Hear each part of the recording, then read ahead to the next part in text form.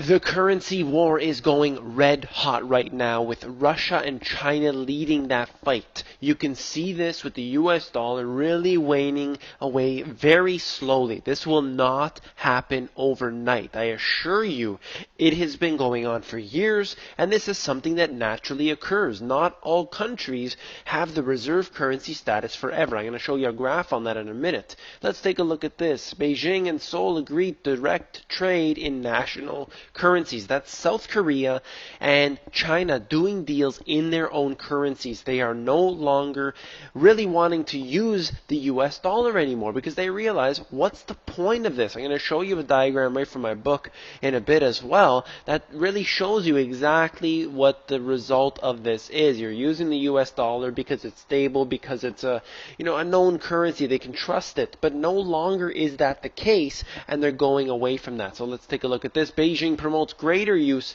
of its currency overseas, and they're basically saying that they're trying to do some trade, they're trying to work it out together in their own currencies. Let's go on quickly. I talked about this in a previous video that I did, but I just mentioned it very briefly for those who didn't see. BRICS morphing into an anti-dollar alliance, something that is obviously going to be very important, particularly as the years go on. They wanted to establish an international alliance of countries willing to get rid of the dollar in international trade and refrain from using the dollars in their currency reserves. This is what we've been warning about. How many times have you seen this before? But now it is actually in words, in print, actually saying they do not want to use the US dollar in their currency reserves. That is a currency war. That is in another way, really moving away from the whole dollar standard that they have. This is going to be a major blow to the US dollar and will ultimately result in a collapse of its value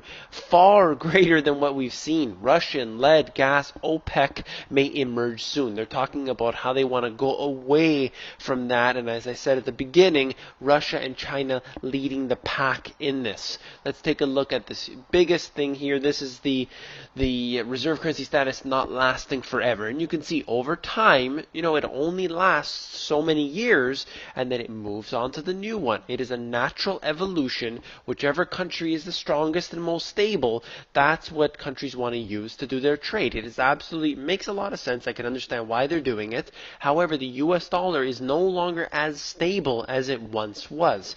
That's why they're not using the British pound.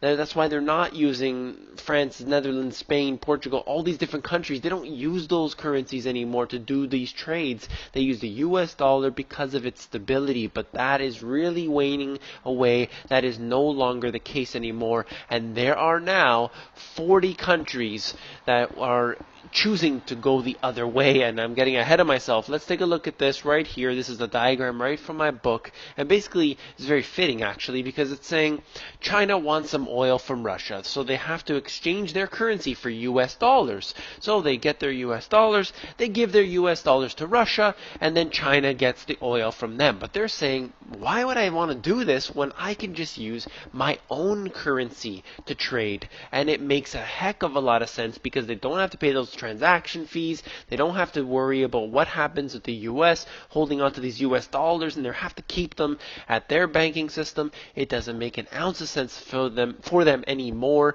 and they're doing away with that. And I find the diagram that I chose here to be very, very fitting as time goes on.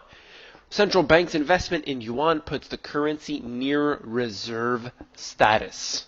And let me go on, I'll just move into deeper into the article. At least 40 central banks have invested in yuan, and several others are preparing to do so, putting the mainland currency on the path to reserve status even before full convertibility. Now, China's doing something very important that other countries that really resulted in the Asia crisis not too long ago, they are basically halting the amount of currency that could be brought into their country. They're also really slowing things down as much as they can from foreign input. So they don't want as much hot money flowing into their country. They want to really slow down. The country is already under so much inflation, so they're really halting the amount of currency that could be purchased. And this is going to be slowly and slowly lifting off of that, and you have 40 central banks now investing in the yuan.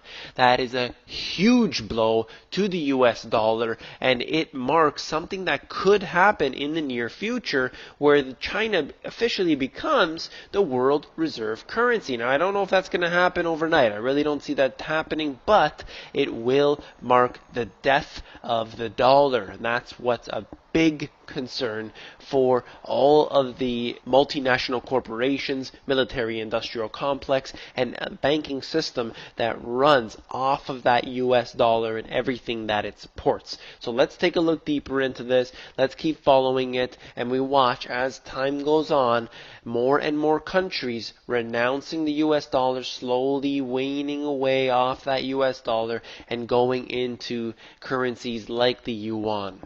So if you like this video, hopefully you'll give it a thumbs up. Guys, if you have any suggestions, if you like this type of video, let me know what your thoughts are. Comment below. I read every single comment. I try to reply to all the comments, and you know that I do that. If you want more information, you need to be an insider. That is at themoneygps.com. It's free. It's at the bottom. You just fill in your email address, and you get occasional emails from me, and that has short, concise info that is basically an extension of the work I've done in my book.